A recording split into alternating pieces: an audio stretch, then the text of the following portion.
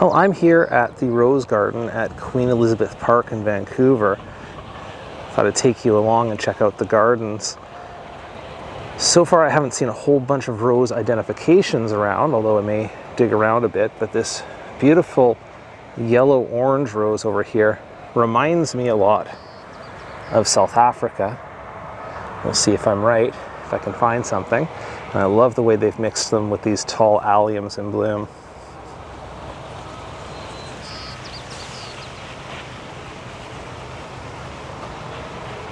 Something I'm always keen to see in a rose garden is how they mix in different perennials, like a sedum over here. Looks like a goldenrod or something like that over this way. And mixing in the perennials with your roses, some annuals as well. We've got some lilies down there.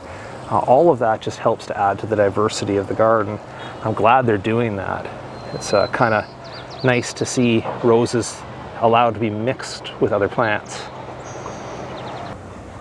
This garden is about a week ahead of my own in terms of climate.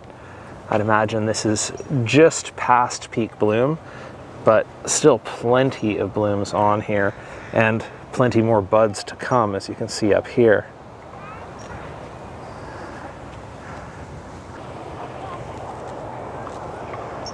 Is that not striking?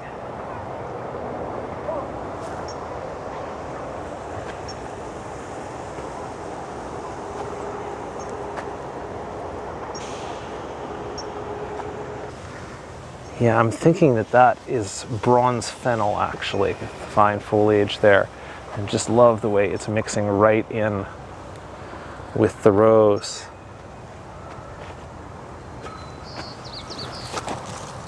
And just digging around in the bottom here, I can see that they actually have ID'd the roses, this one being Melody Parfumée, or at least the purple one probably is.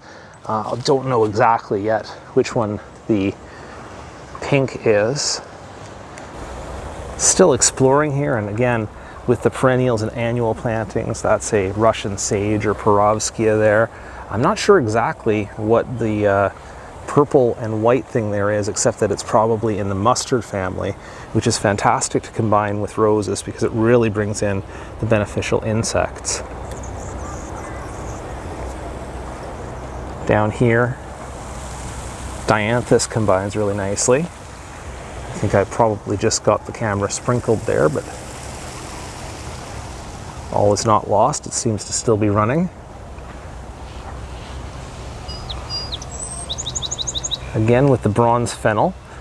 Quite possible that this is now self-seeding a little bit, which is the downside of using something that is such a useful garden plant and very attractive, but also self-seeds very readily. And I guess it would just be up to the gardeners to decide how much they allow to continue and how much they weed out early in the spring.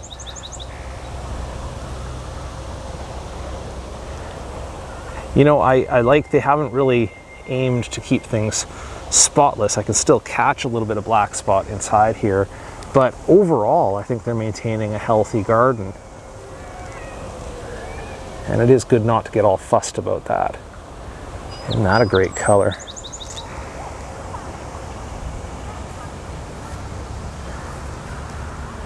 I may have to go around digging a little bit to find out what some of these varieties are. I see this yellow over here, and it does remind me of a few roses. Julia Child comes to mind, although, yeah, the flower form isn't too far off, and it is healthy like that, so that definitely could be a candidate for this one.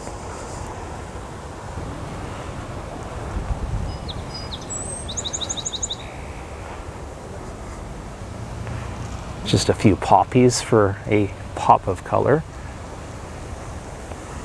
And down there, I think that's a yellow Corydalus, just down at the base of this white rugosa rose. And the white rugosa rose mixed in nicely with something more cluster flowering. Looks kind of like a rambler. And I guess if I have a criticism, it's that the IDs of the roses are not readily available. And that kind of defeats one of my prime purposes for using a public rose garden, is just to be able to see what works, what you'd like to put in your own garden. And swinging over this way, again with the perennials, you've got Nepeta down low, and then a tall yellow flower up above there, and then it fades out to that white rambler again, which seems to be many places in this garden.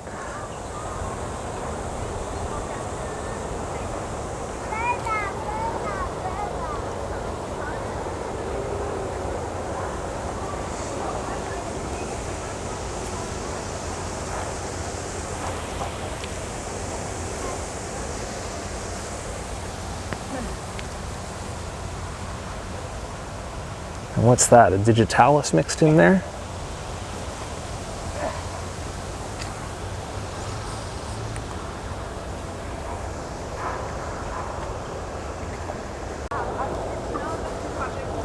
Overall, a fairly large rose garden, probably about an acre. That would be my guess on it, with these sort of informal grass pathways. They are edged nicely. I wonder if this is something shrubby like Bonica, or which would certainly fit in. Looks like they've allowed a little bit of BC's native fireweed to mix into the center there. And it is a great and showy plant as well, although like the bronze fennel, can be a bit of a pain to contain or keep to its own space. Well, I'm not sure if the camera's going to get this color right, but it's somewhere between, say, salmon and coral, but very hot. Beautiful roses. Excuse the noise of the leaf blower behind me. That's park staff cleaning up.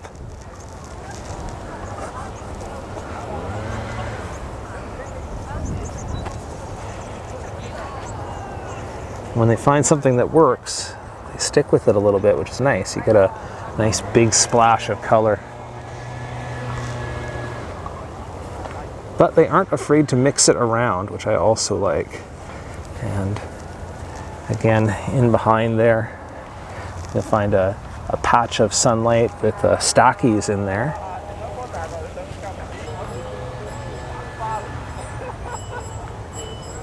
Kind of looks like a yellow rambler, like say goldfinch or Guillain de Feligonde. Again, mixed in on this outer edge of the garden with a bunch of modern roses.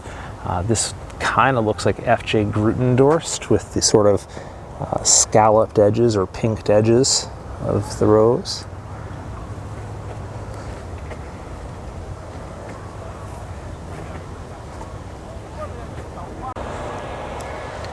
This one of my garden favorites, and showing off really nicely here, is Buff Beauty.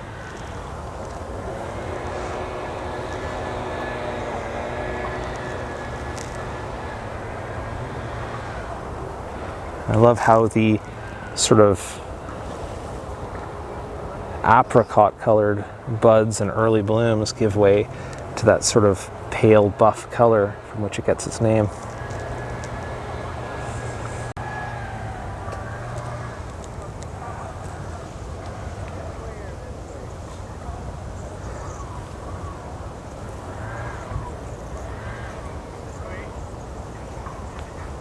And it's in an absolute profusion of bloom right now. And get an idea of the scope of the place.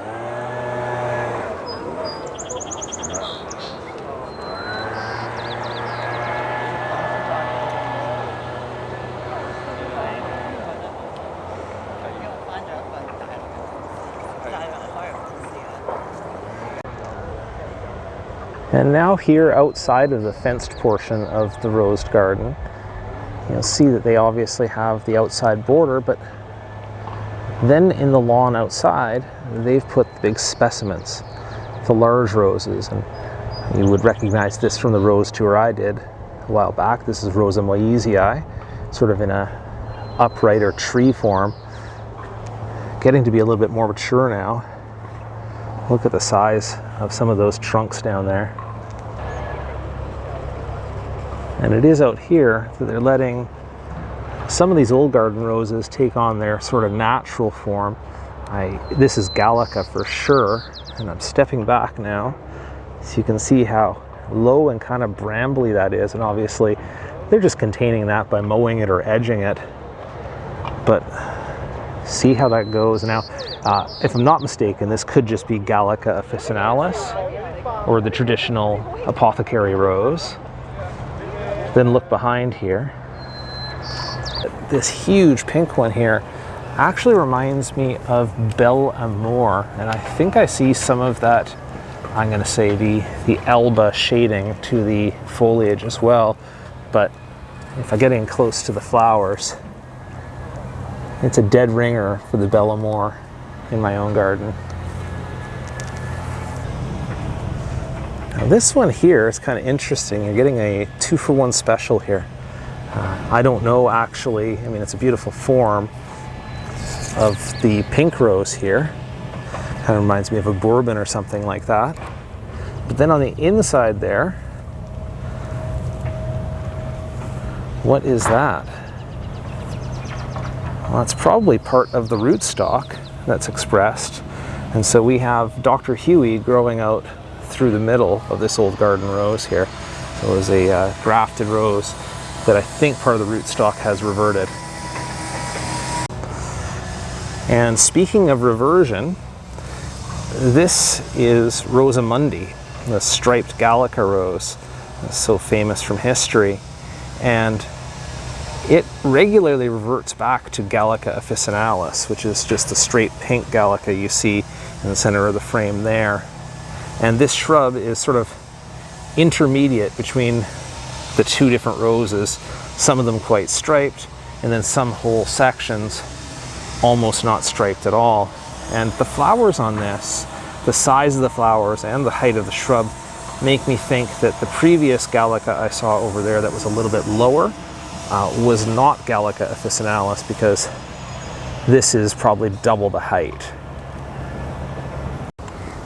And for those unfamiliar with Queen Elizabeth Park, sort of gardener's paradise here, over this way we have the Bloedel Conservatory, which houses all sorts of tropical and unusual collection plants, and then the sunken gardens just beyond that.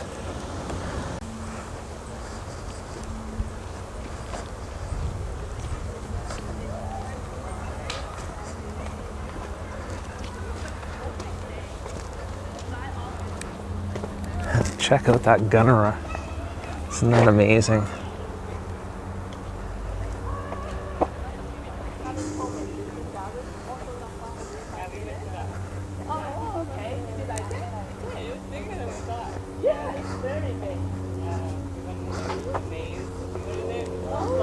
Did you find your